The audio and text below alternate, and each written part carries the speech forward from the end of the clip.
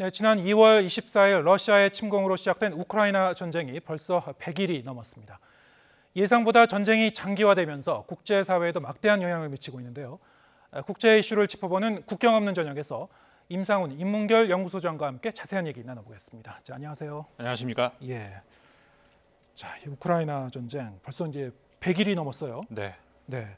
이 전쟁이 이제 끝날 듯 하면서 이제 계속 좀 이어지고 있는 그런 상황인데 지금 최근에는 이제 주로 동부 전선에서 이제 이 전투가 계속 이어진 걸로 좀 알고 있었고, 이 수도 키우에서는 러시아가 이제 철수한 걸로 지금 인식을 하고 있었는데, 또 다시 이제 러시아가 수도 키우에 대해서 이제 공습을 당했죠. 그렇죠. 공습했다는 소식이 들어와 있습니다. 예.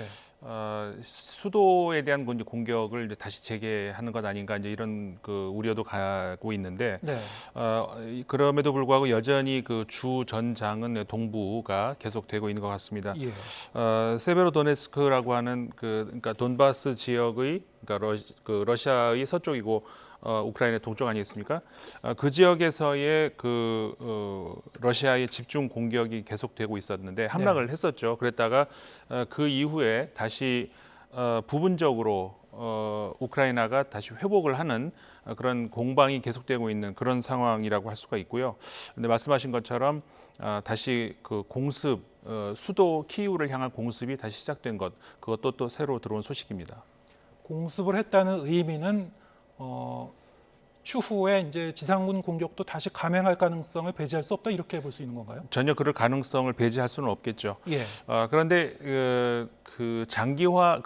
그렇게 되면은 이게 장기화되는 것 아닌가라는 그런 우려로 이제 갈 수가 있는 것이죠. 예. 사실은 처음에 키이우를 공격을 했을 때는 그러니까 2월 24일 키이우를 향해서 공격을 했을 때는 빠른 어떤 항복을 받아내므로 해서 원래의 목적이었던 우크라이나가 나토를 가입하지 않겠다는 그런 다짐을 받고, 그러니까 항복 이후에 항복을 받고 그리고 완전히 중립화, 나토가 가입되지 않고 나토도 가입하지 않고 그 다음에 우크라이나를 중립화시킨다, 이런 목적이었는데 그 목표가 실패하지 않았습니까? 네.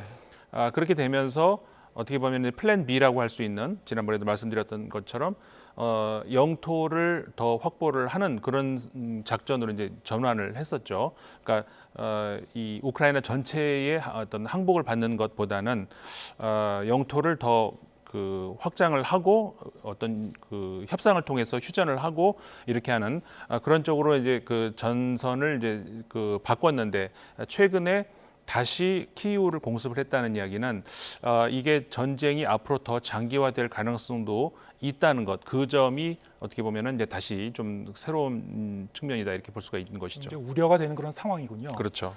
네, 지금 젤렌스키 우크라이나 대통령은 우크라이나 이 전 영토의 한 5분의 1 정도를 러시아군이 이제 점령한 상태다, 이렇게 얘기하기도 했는데요. 네. 지난 100일 동안 지금 전황이 좀 어떻게 변화가 있었는지 한번 이제 쭉 살펴보죠. 네, 지난주 금요일로 100일이 되지 않았습니까? 예. 전쟁이 시작된 지 100일 동안에 무슨 일이 있었을까? 조금 전에 말씀드린 것처럼 초반의 양상은 지금 화면에도 나오고 있죠. 공격 방향, 북쪽의 키이우가 이제 수도 아니겠습니까? 네. 키이우를 향해서 전통적인 방식이죠. 전차 부대가 같이 들어가는 그런 방식으로 전개가 됐었습니다. 그런데 이것이 3월 말에는 이제 그런 키이우 외곽까지도 진출하는, 거기까지 갔었죠. 그리고 이제 남쪽의 마리우폴도 이제 함락 위기까지 맞는 그런 상황까지 갔습니다만은 우크라이나의 저항이 예상외로 아주 거셌습니다. 예. 러시아 입장에서는 아까 말씀드린 것처럼 기존의 처음의 계획을 달성하지 못했죠. 그러면서 4월 말에 들어서서는 러시아군이 어떻게 보면은 이 북쪽 수도 키이우를 향한 어떤 그런 전략적인 공세, 이런 거는 좀 접어두고 지금 화면에 노란 부분으로 표시된 부분이 원래 러시아가 점령을 했다가 다시 우크라이나가 탈환을 하거나 러시아군이 철수한 지역. 그렇죠. 네. 철수한 지역이 해당이 되는 것이죠. 그래서 이제 지금 지도에서 보시는 것처럼 북부 전선이 러시아가 어떻게 보면 실패했다. 그러면서 이제 4월 말 이후로는 동부 전선, 그다음에 남부 전선에 러시아가 집중하는 그런 양상으로 바뀌었고요. 그러면서 이제 돈바스 지역이 원래는 그 부분적인 그 영역에서만 친러시아 세력이 장악하고 있었거든요. 네. 근데 지금은 사실상 전체의 그 돈바스 지역이 러시아 진영으로 넘어갔다, 이제 이렇게 봐야 되는 것이고요. 근데 이제 5월 말 들어와서는 다시 또 러시아군이 그 북쪽에 지금 그 북서쪽에 보이죠. 그러니까 우크라이나 입장에서는 북동쪽이죠. 하르키우라고 하는 지역, 러시아가 점령했던 지역인데 이것을 다시 우크라이나가 이제 재탈환하는, 그러니까 계속해서 공방이 이어지는 이런 상황. 그러니까는 처음에 예상했던 것보다는 우크라이나가 굉장히 선방을 많이 하고 있다. 물론 피해는 굉장히 많이 일어나고 있지만 그런 과정이 지금까지 100일 동안의 전선에 이제 지금 변화했죠. 지도에 이제 하르키우라는 그 도시도 굉장히 좀 큰 도시로 알고 있는데 그렇죠. 저기서 이제 최근에 러시아군이 이제 패퇴를 한 거죠. 네, 그래서 그렇습니다. 이제 밀려난 건데 그럼에도 불구하고 동부 전선에서의 이 전투는 계속되고 있고 네. 전선은 조금씩 더 확장되는 경향성이 있다. 그렇습니다. 이렇게 요약할 수 있겠습니다. 그렇죠. 자, 근데 이제 우크라이나 전쟁의 이제 양상을 보면은 큰 특징 중에 하나가 참 이게 안타까운 그 현실인데요. 민간인 피해가 굉장히 커요.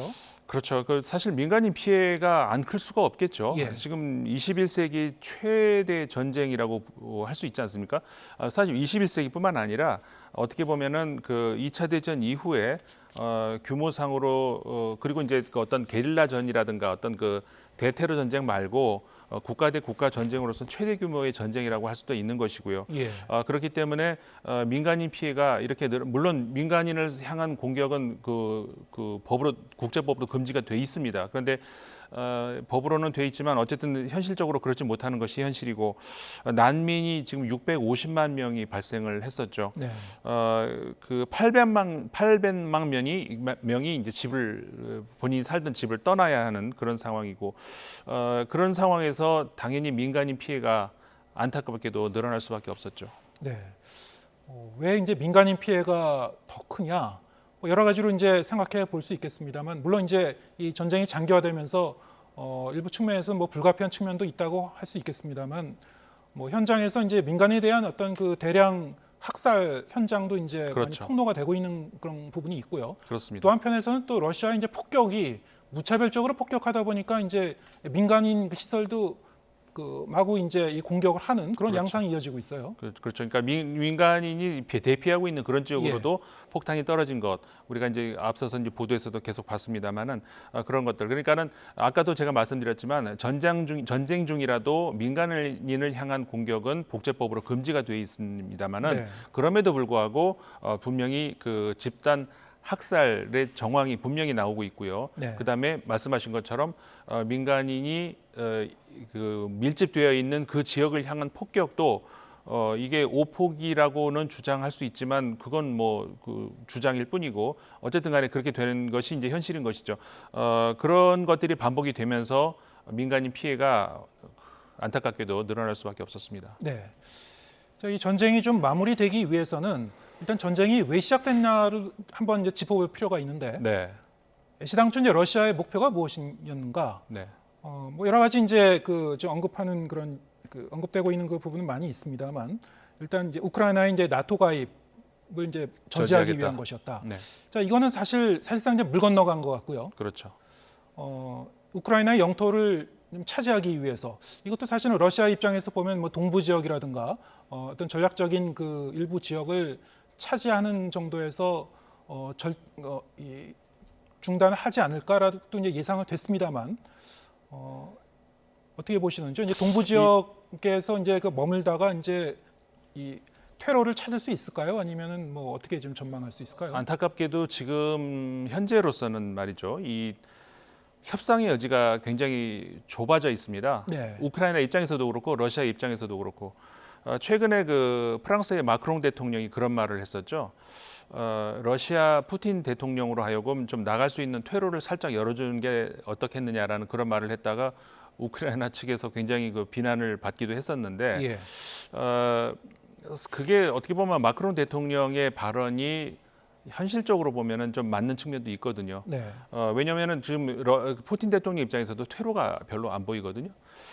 처음에 본인이 예상했던 그런 다른 양상으로 좀 가고 있고, 왜냐하면은 푸틴 대통령은 사실 이 정도로까지 러시아를 향한 그러니까 미국이 주도하고 있습니다만은 국제적인 그 제재가 있으리라고는 상상을 못했을 겁니다. 네. 왜냐하면은 그 러시아산 그 에너지, 석유라든가 그다음 천연가스 이런 것들이 독일을 비롯한 유럽 국가들의 차지하는 비중이 의존도가 엄청나거든요. 네. 그렇기 때문에 이 정도까지 러시아 원유를 수입을 안 하겠다고 선언을 한다던가 러시아를 제재를 하는데 한계가 있을 것이다라고 판단을 했을 거라고요. 예. 그렇기 때문에 전쟁을 시작할 수 있었을 텐데 그렇지 않고서는 그러니까 다른 뭐 명분이라든가 이런 거 말고 러시아의 어떤 전략적 판단 차원에서 많은 전문가들이 예상을 하기를 이거는 무모한 전쟁이다 할 리가 없다라는 그런 예상이 많았지 않습니까? 네. 그럼에도 불구하고 전쟁이 시작이 됐죠. 많은 전문가들이 예상을 깼습니다.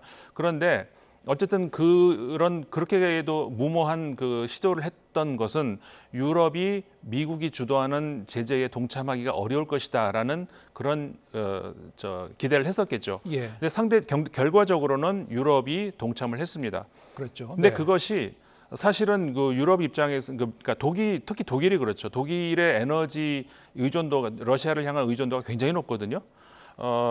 그러니까 메르켈 총리가 있을 때도 그렇고 지금 숄츠 총리가 재임 중에도 계속해서 독일은 러시아를 향한 제재에 대해서 약간 한 발을 빼는 듯한 그런 양상이었거든요. 예. 그럴 수밖에 없죠. 예. 그런데 지금 이번에 우크라이나 전쟁, 그러니까 이게 러시아의 오판이라는 것이 바로 그런 건데 국제적 여론이 도저히 제재를 하지 않고는 어떻게 할 수 없는 그런 쪽으로 흘러갔죠. 그러니까는 여기에 자신감을 얻은 미국은 독일을 향해서 굉장한 심한 압박을 이제 가했고 결국 독일은 그걸 받아들일 수밖에 없었죠. 지금 현재 독일의 그 에너지 위기 이런 건 굉장히 심각한 상황이거든요. 네. 어쨌든 그럼에도 불구하고 이렇게 제재에 동참할 수 있었던 것은 바로 어떻게 보면은 러시아의 어떤 오판 이렇게밖에 볼 수가 없는 것이죠. 네. 유럽 국가 입장에서도 자 이거는 뭐 선을 넘은 거다. 그렇죠. 우리가 이제 동참하지 않을 수 없다 이렇게 된 것이고 말씀하신 대로 이제 독일 입장에서는 지금 에너지 수급에 이제 비상이 걸린 상황인데 네, 지금 그 다른 대체 공급처를 찾고 있겠죠. 그렇죠.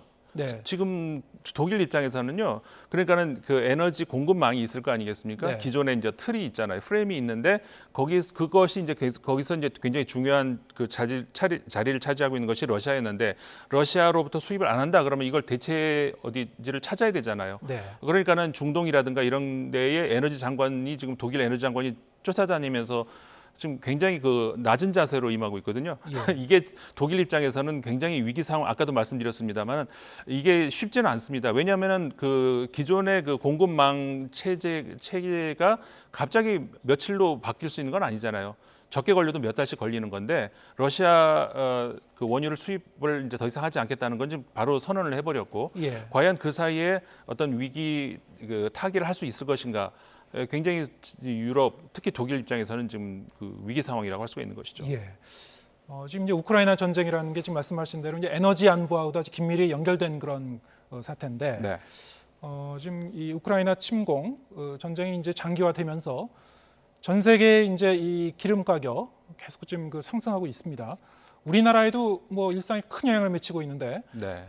휘발유 가격, 경유 가격 좀 무섭게 오르고 있습니다. 그렇죠. 자 이게 지금 말씀하시는 것들 이제 보면은 70년대도 오일 쇼크 못지않다 이런 얘기가 나오고 있어요. 미국 언론에서 이제 그런 보도들이 나오는 것 같습니다. 우리 오일 쇼크 하면은 70년대에 두 차례 정도 있었지 않습니까? 네. 그러니까는 유가가 갑자기 뛰어오르는 그런 상황. 그런데 그때의 그 쇼크를 더 뛰어넘을 수도 있다 이런 뭐 전망도 나오고 있는데 그 CNN 비즈니스라고 하는 이제 그 보도에서 나오고 있는데 물론 이제 그렇게 되지 말아야 되겠죠. 그렇지 않는 것이 좋겠습니다만은 어쨌든간에 지금 4주 연속해서 계속 유가가 올라가고 있지 않습니까? 예.